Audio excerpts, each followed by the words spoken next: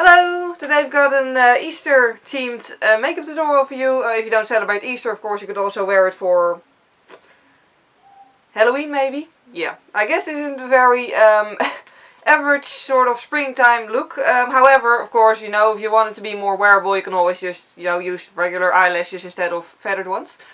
But yeah, anyways, I just wanted to do sort of a Easter spring look that was sort of like, I don't know, wearable in my opinion, but still sort of remarkable, I guess. So yeah, I hope you're gonna enjoy watching this tutorial. Let's get started. As usual, I started out with a primer. This is the Catrice Prime and Fine primer, which works well in keeping my face matte. So yeah, I just basically spread it on where my face gets oiliest first. Then I used the L'Oreal True Match foundation in quite a dark shade. I'll just list down below in the description box what exactly I used. But yeah, I wanted to try contouring with foundation. Next time I will try a slightly paler one because this one was a bit too extreme. But yeah, I just blended it, and then as a foundation, as a pale shade of foundation, actually used this concealer by Catrice in the shade Ivory. And just applied it anywhere where I hadn't applied the darker shade, and then just sort of blended it together. And yeah, I think for video it looked nice for a video, but for daily life it was a bit too much. I did also use a lot of this powder just to sort of, you know, blend it together some more.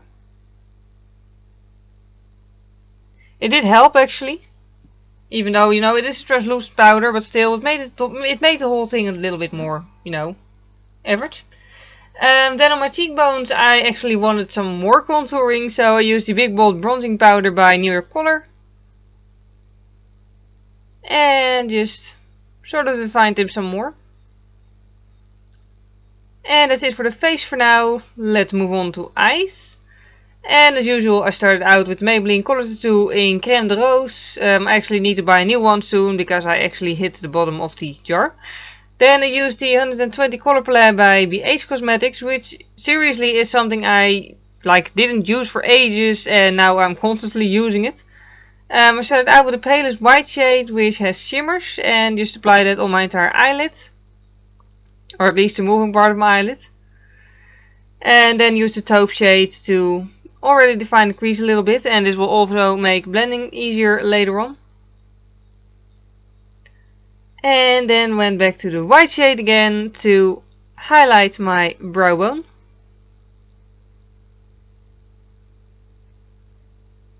And then to define the crease some more, and also the outer V, I use sort of a pinkish red shade. Sort of hard to describe, but you can see here on screen what sort of color I mean. Sort of red with a pink undertone, I guess. And yeah, the most important part of this is just to blend it, because, you know, if red isn't blended properly, it can look very blotchy. And then I used a sort of coral pink shade, and I used it on the outer half of the moving part of my eyelid. It's actually a really nice color, it has some shimmer in it.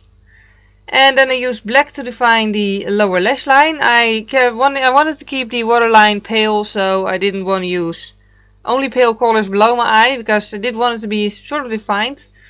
And to blend it out a little bit, I used the coral shade again on a little pencil brush.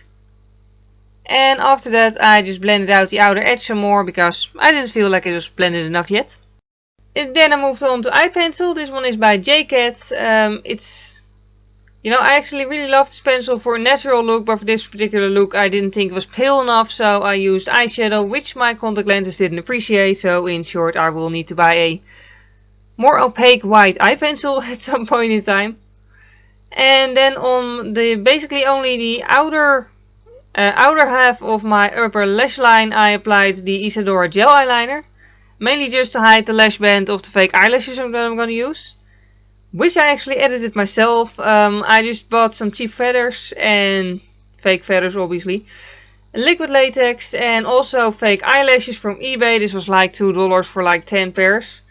And then just glued the feathers onto the eyelashes with the liquid latex. It dries like completely like see-through and invisible, so yeah.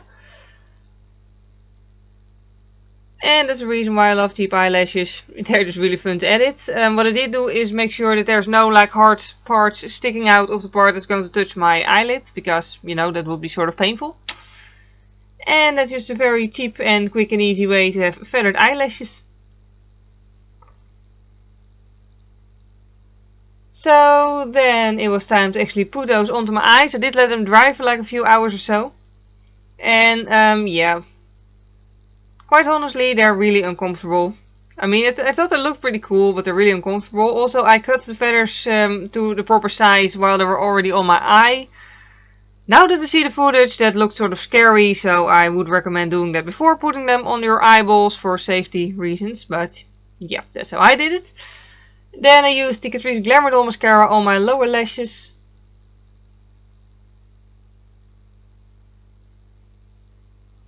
And then it was time for eyebrows.